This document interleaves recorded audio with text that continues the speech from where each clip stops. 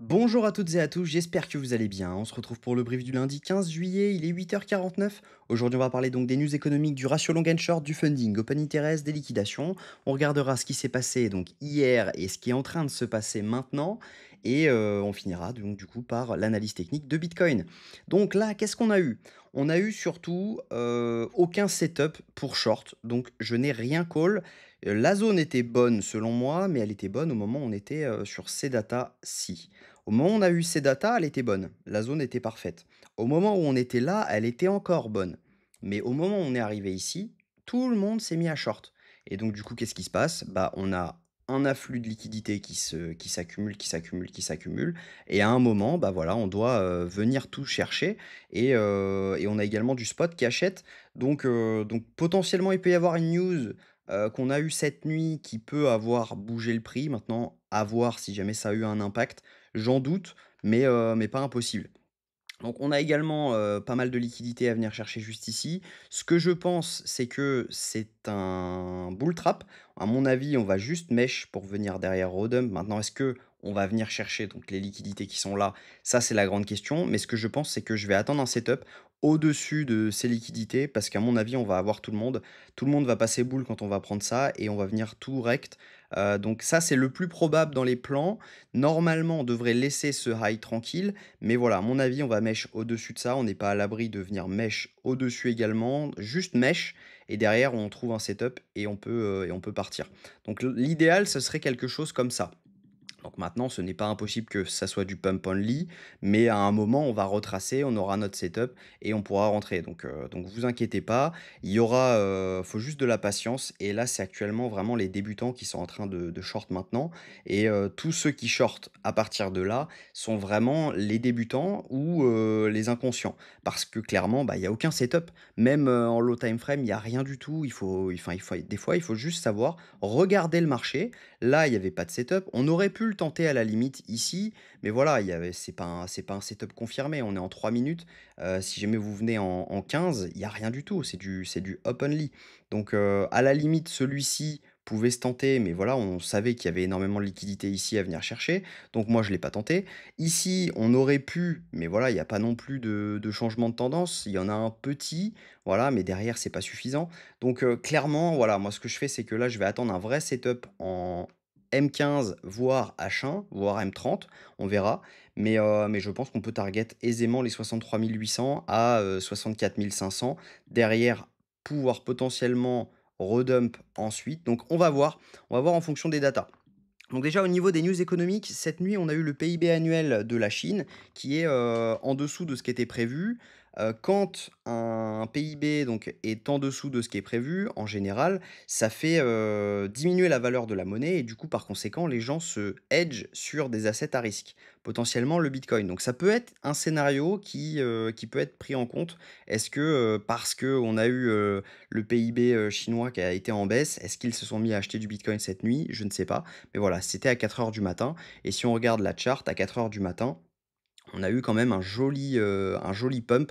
Donc c'est pas impossible que ce soit lié maintenant, à voir si jamais, c'est lié. On a quand même un ratio long and short actuellement qui est en train de se stabiliser. On est presque à 50-50. On a des shorts qui s'ouvrent à foison. On est actuellement à 500 millions de shorts en plus depuis hier, en comptant les liquidations et cetera. On a 500 millions de nouveaux shorts, donc c'est énorme. Maintenant, ça ne nous donne pas le levier qu'ils utilisent. Donc potentiellement, ils utilisent des petits leviers et leurs liquidations sont très hautes. Donc ça, faut le prendre avec des pincettes quand même, on ne sait pas. Si jamais on regarde juste ici, tout ce qui s'est passé ici, là, donc juste sur cette mèche-ci, c'est uniquement du short. On a l'open interest qui monte, les funding qui descendent. C'est uniquement du short qui est en train de s'ouvrir là-dessus. Donc ne commencez pas à me dire, ouais, c'est une structure baissière, on va faire un moment un break comme ça. Non, on va sûrement faire une grosse mèche haussière et ensuite venir les chercher.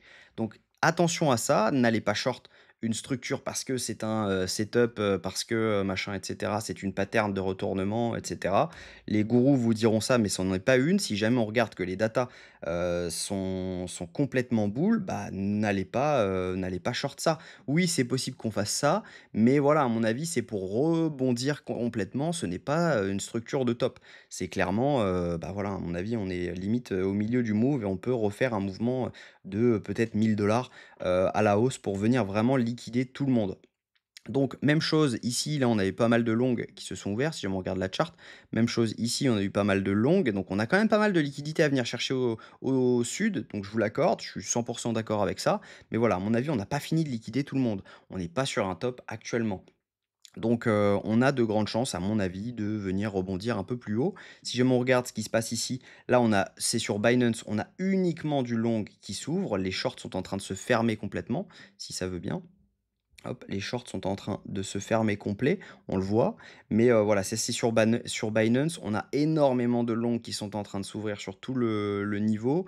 Donc c'est uniquement Binance et les funding open interest représentent tout la globalité des exchanges. Donc quand on prend la globalité, on a clairement du short qui est en train de s'ouvrir en masse. Donc attention à ça. Si on regarde sur 12 heures, on a des liquidations qui peuvent nous monter jusqu'aux 63 700, voire les 64 148. Ça donnerait donc du coup les 64 148 environ à cette zone-ci, donc la zone dont je vous parlais entre les deux. Donc c'est pas impossible de venir mèche là-dedans. Donc au niveau des liquidations, on est là-dedans. Sur 24 heures, si jamais on regarde, hop, si ça veut bien charger, on a des liquidations qui sont vraiment présentes à la baisse. On a autour des 59 414 $. Mais voilà, on a des chances de venir mèche autour des 63 900, 63 600. Donc 63 600, ça donnerait voilà, à peu près ça, mais ça m'étonnerait qu'on laisse cet equal high du coup. Donc on n'est pas à l'abri, à mon avis, de venir faire une mèche là-dedans et laisser ce high juste là.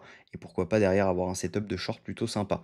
Donc on va voir ça. Maintenant, si on regarde sur 3 jours, à mon avis, les liquidations sont également à la baisse.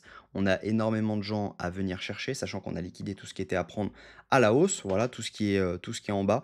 Donc on a vraiment des liquidations autour des 56 600 $, 58 190, 59 000 $. Donc c'est pas impossible de venir les chercher. Si on regarde ce que font les whales, donc les micro whales sont actuellement en train d'accumuler fortement en spot, donc on le voit. Les whales sont en train de prendre des profits. On a des profits qui ont été pris sur cette zone. Donc ça veut dire que potentiellement, on n'est pas non plus sur une euphorie totale des gros portefeuilles. Et les retails sont complètement perdus. Ils ne savent pas si jamais c'est le top ou le bottom. Et du coup, bah voilà, un coup ils vendent, un coup ils achètent, un coup ils vendent, un coup ils achètent. Donc quand les retails sont perdus, en général, c'est là qu'ils font pas mal de conneries. Et c'est là qu'on se retourne. Donc attention à ça, c'est fortement probable. Donc voilà, moi le plan, ce serait d'avoir un dernier up. À mon avis, on peut venir target donc cette zone-ci, voire cette zone-ci. Si jamais vous voulez vraiment être sécure, je pense que bah voilà, c'est ce high qui est vraiment va être sécurisé. Je pense que c'est vraiment ça qu'on va essayer de protéger. Il y a de grandes chances que ça aille un peu plus haut qu'on l'est actuellement. Alors je vais remettre tout ça comme ça. Voilà. Ça va être beaucoup plus clair. Je me mets en H1 et voilà. Donc à mon avis, il y a de grandes chances qu'on vienne chercher ces highs juste ici. Donc on fasse un plus haut juste là et derrière qu'on redump en protégeant celui-ci. Donc potentiellement, si jamais je vois que j'ai un setup et qu'on a mèche juste au-dessus, il y a de grandes chances que je mette un short là-dessus avec un SL juste au-dessus pour venir target au moins, à mon avis, les 56 900 $. Ça pourrait faire un ratio énorme. Donc ça pourrait être vraiment sympa. Voilà. J'espère que cette vidéo vous a plu. Si c'est le cas, je vous invite à vous abonner, à commenter un petit mot sympa pour passer une bonne journée. Également, la crypto que vous souhaiteriez que j'analyse, je vais sélectionner une dizaine de cryptos. Je ferai une vidéo dans la semaine pour tout simplement vous donner les points d'entrée, les points de sortie pendant ce bull run.